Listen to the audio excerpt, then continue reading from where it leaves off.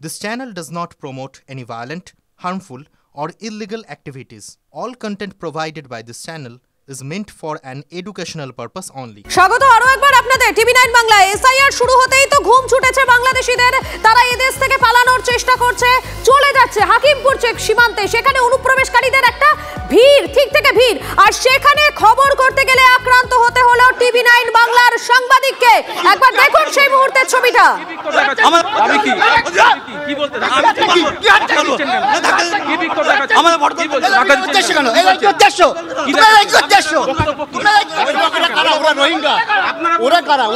আপনি হাত দেবেন না, আপনি কি বলছেন? এখানে লোকাল লোক না, আপনি কি বলছেন? আপনার লোক না তো, ওটা ওখানকার লোক, এখানকার লোক। কি কথা? গায়ে হাত দিচ্ছ, গায়ে হাত দিচ্ছ কেন? এখানে তোমরা কি করছো? তোমরা বিক্ষোভটা কি? তোমরা এখানে কি করছো? তোমরা বার করতে চাচ্ছ না? আপনাদের বক্তব্য কি স্থানীয় লোক? আপনাদের বক্তব্য বলুন। স্থানীয় লোক, এগুলো গায়ে হাত দেবেন না, গায়ে হাত দেবেন, গায়ে হাত দিচ্ছেন না। কি আপনাদের অভিযোগটা কি? আপনাদের অভিযোগটা কি? আমরা মোটরসাইকেলে দাঁড়িয়ে আছি, আমার ফটোটা চলছে কেন? আমরা তো যাচ্ছি হাকিমপুরের দিকে, আমার তো কোনো সমস্যা নেই, আপনারা যা পারেন করেন। আমি যাচ্ছি, আমার ফটোটা চলছে কেন? ওই ভদ্রলোক একটা চালিয়েছিল। আপনি সংবাদ মাধ্যমে গায়ে হাত দিচ্ছেন কেন? আপনার গায়ে হাত দেয়নি, আপনি ফালতু কথা বলেন। ক্যামেরা রেকর্ড হলো, আপনার গায়ে আপনি রেকর্ডিং করছেন, করেন রেকর্ডিং। আপনার বক্তব্য, আপনি ধাক্কা দিচ্ছেন কেন? না, আপনার গায়ে ধাক্কা দেয়নি, আপনার গায়ে ধাক্কা। আমার কাছে ভিডিও রয়েছে। না, আপনার গায়ে ধাক্কা, আপনার লোক আমার কেন? এখানে কয়েকজন মানুষ বিক্ষোভ দেখাতে এসেছে, আমরা সেই বিক্ষোভটা দেখাচ্ছি। ফটো তুলছেন কেন? আমার গায়ে হাত দিচ্ছেন কি? বলুন, কোন সরকার বাড়িতে? বলুন কি? তো আমরা যাব। আমি কি কি বলতে? কি হাতটা দিচ্ছেন কেন? কি বিক্ষোভ দেখাচ্ছেন? আমাদের ফটো তুলছেন ধাক্কা দিচ্ছেন কেন? এই করতেছো, তোমরা এই করতেছো, তোমরা ওরা রোহিঙ্গা, ওরা কারা? আপনি হাত দেবেন না, আপনি কি বলছেন? এখানে লোকাল লোক না, আপনি কি বলছেন? আপনার লোক না তো, ওটা ওখানকার লোক, এখানকার লোক। কি কথা? গায়ে হাত দিচ্ছ, গায়ে হাত দিচ্ছ কেন? এখানে তোমরা কি করছো? তোমরা বিক্ষোভটা কি? তোমরা এখানে কি করছো? তোমরা বার করতে চাচ্ছ না? আপনাদের বক্তব্য কি স্থানীয় লোক? আপনাদের বক্তব্য বলুন। স্থানীয় লোক, এগুলো গায়ে হাত দেবেন না, গায়ে হাত দেবেন, গায়ে হাত দিচ্ছেন না। কি আপনাদের অভিযোগটা কি? আপনাদের অভিযোগটা কি? আমরা মোটরসাইকেলে দাঁড়িয়ে আছি, আমার ফটোটা চলছে কেন? আমরা তো যাচ্ছি হাকিমপুরের দিকে, আমার তো কোনো সমস্যা নেই, আপনারা যা পারেন করেন। আমি যাচ্ছি, আমার ফটোটা চলছে কেন? ওই ভদ্রলোক একটা চালিয়েছিল। আপনি সংবাদ মাধ্যমে গায়ে হাত দিচ্ছেন কেন? আপনার গায়ে হাত দেয়নি, আপনি ফালতু কথা বলেন। ক্যামেরা রেকর্ড হলো, আপনার গায়ে আপনি রেকর্ডিং করছেন, করেন রেকর্ডিং। আপনার বক্তব্য, আপনি ধাক্কা দিচ্ছেন কেন? না, আপনার গায়ে ধাক্কা দেয়নি, আপনার গায়ে ধাক্কা। আমার কাছে ভিডিও রয়েছে। না, আপনার গায়ে ধাক্কা, আপনার লোক আমার কেন? এখানে কয়েকজন মানুষ বিক্ষোভ দেখাতে এসেছে, আমরা সেই বিক্ষোভটা দেখাচ্ছি। ফটো তুলছেন কেন? আমার গায়ে হাত দিচ্ছেন কি? বলুন, কোন সরকার বাড়িতে? বলুন কি? তো আমরা যাব। আমি কি কি বলতে? কি হাতটা দিচ্ছেন কেন? কি বিক্ষোভ দেখাচ্ছেন? আমাদের ফটো তুলছেন কেন? এই করতেছো, তোমরা এই করতেছো, তোমরা ওরা রোহিঙ্গা, ওরা কারা? আপনি হাত দেবেন না, আপনি কি বলছেন? এখানে লোকাল লোক না, আপনি কি বলছেন? আপনার লোক না তো, ওটা ওখানকার লোক, এখানকার লোক। কি কথা? গায়ে হাত দিচ্ছ, গায়ে হাত দিচ্ছ কেন? এখানে তোমরা কি করছো? তোমরা বিক্ষোভটা কি? তোমরা এখানে কি করছো? তোমরা বার করতে চাচ্ছ না? আপনাদের বক্তব্য কি স্থানীয় লোক? আপনাদের বক্তব্য বলুন। স্থানীয় লোক, এগুলো গায়ে হাত দেবেন না, গায়ে হাত দেবেন, গায়ে হাত দিচ্ছেন না। কি আপনাদের অভিযোগটা কি?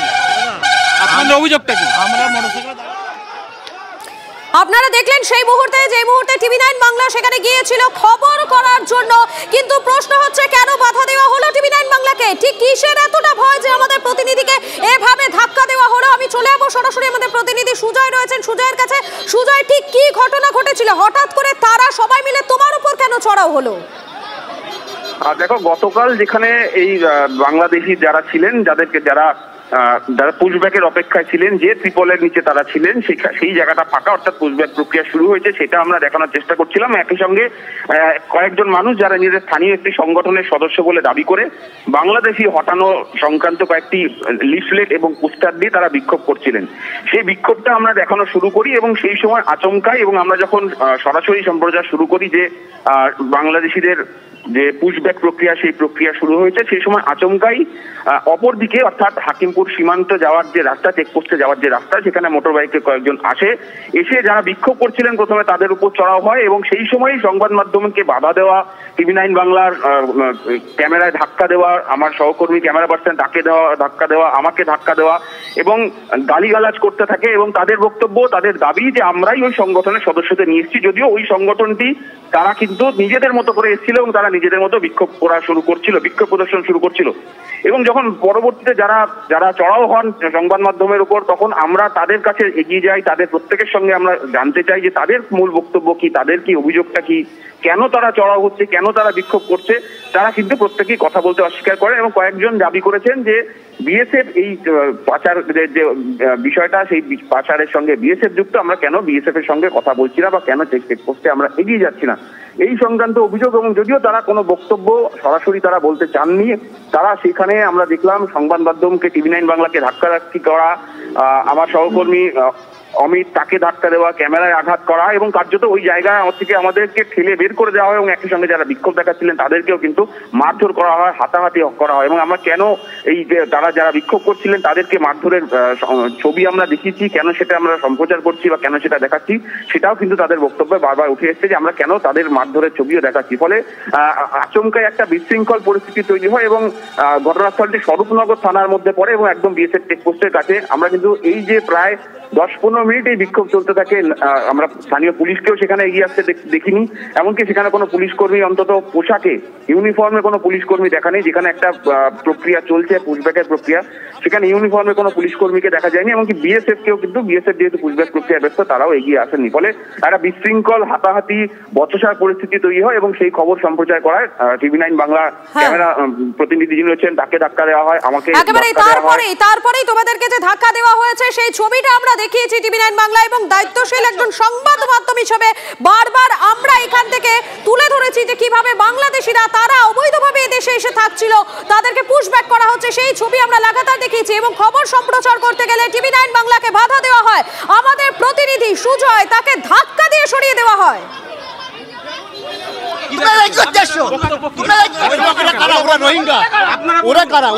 আপনি হাত দেবেন না, আপনি কি বলছেন? এখানে লোকাল লোক না, আপনি কি বলছেন? আপনার লোক না তো, ওটা ওখানকার লোক, এখানকার লোক। কি কথা? গায়ে হাত দিচ্ছ কেন? গায়ে হাত দিচ্ছ কেন? তোমরা বিক্ষোভটা কি? তোমরা এখানে কি করছো? আপনাদের বক্তব্য বলুন। স্থানীয় লোক গায়ে হাত দেবেন না, গায়ে হাত দেবেন, গায়ে হাত দিচ্ছেন না। কি আপনাদের অভিযোগটা কি? আপনাদের অভিযোগটা কি? আমরা মোটরসাইকেলে দাঁড়িয়ে আছি, আমার ফটোটা চলছে কেন? আমরা তো যাচ্ছি হাকিমপুরের দিকে, আমার তো কোনো সমস্যা নেই, আপনারা যা পারেন করেন। আমি যাচ্ছি, আমার ফটোটা চলছে কেন? ওই ভদ্রলোক একটা চালিয়েছিল। আপনি সংবাদ মাধ্যমে গায়ে হাত দিচ্ছেন কেন? আপনার গায়ে হাত দেয়নি, আপনি ফালতু কথা বলেন। ক্যামেরা রেকর্ড হলো, আপনার গায়ে আপনি রেকর্ডিং করছেন, করেন রেকর্ডিং। আপনার বক্তব্য আপনি ধাক্কা দিচ্ছেন কেন? না, আপনার গায়ে ধাক্কা দেয়নি, আপনার গায়ে ধাক্কা। আমার কাছে ভিডিও রয়েছে। না, আপনার গায়ে দেখি, আপনার লোক আমার কেন? এখানে কয়েকজন মানুষ বিক্ষোভ দেখাতে এসেছে, আমরা সেই বিক্ষোভটা দেখাচ্ছি। ফটো তুলছেন কেন? আমার গায়ে হাত দিচ্ছেন কি বলুন? আজকের ছবিটা আপনারা দেখলেন, আমাদের প্রতিনিধি সুজয়কে কিভাবে ধাক্কা দিয়ে মারধর করা হলো, তাকে সরিয়ে দেওয়া হলো। কিন্তু একটা দায়িত্বশীল সংবাদ মাধ্যম হিসেবে আমরা বারবার করে আপনাদেরকে হাকিমপুর সীমান্তের ছবিটা তুলে ধরেছি।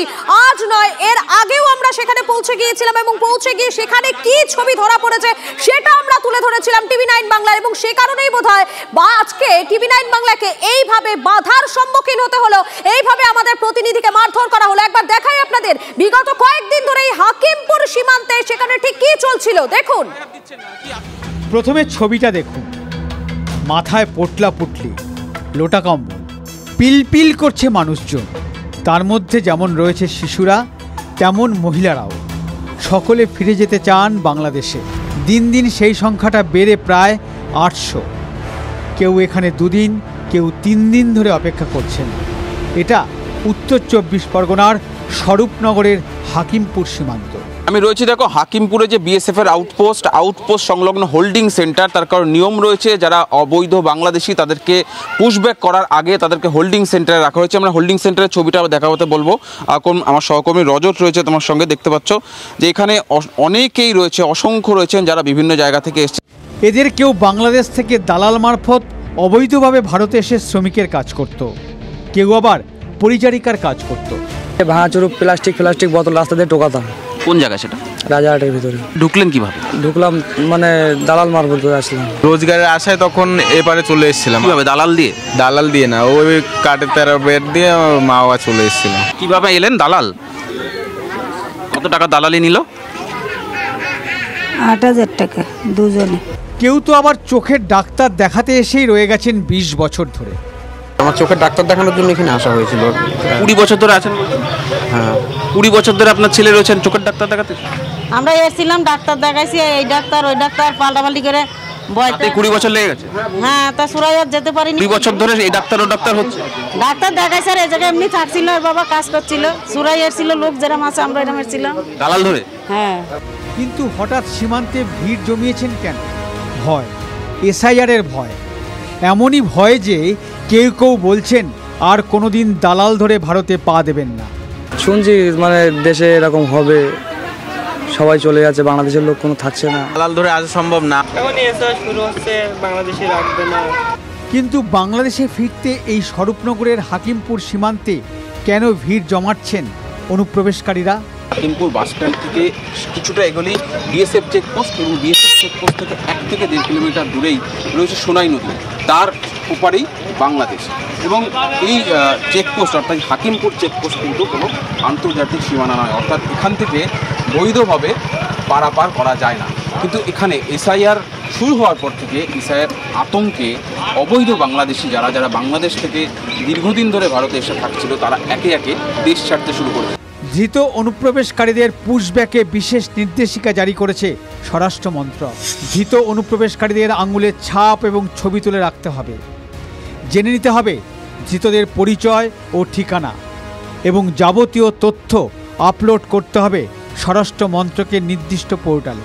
তারপর কিভাবে পুশব্যাক বিজিবির মারফত তাদেরকে হ্যান্ডওভার করা হবে এবং তাদেরকে বাংলাদেশে নিয়ে যাওয়া হবে। বিজিবির যে নৌকা নিয়ে আসবে সেই নৌকার মাধ্যমে তাদেরকে সীমান্ত পারাপার করা হবে, অর্থাৎ ওপারে নিয়ে যাওয়া। স্বরূপনগর থেকে সুজয় পাল এবং দীপঙ্কর দাসের রিপোর্ট, TV9 বাংলা।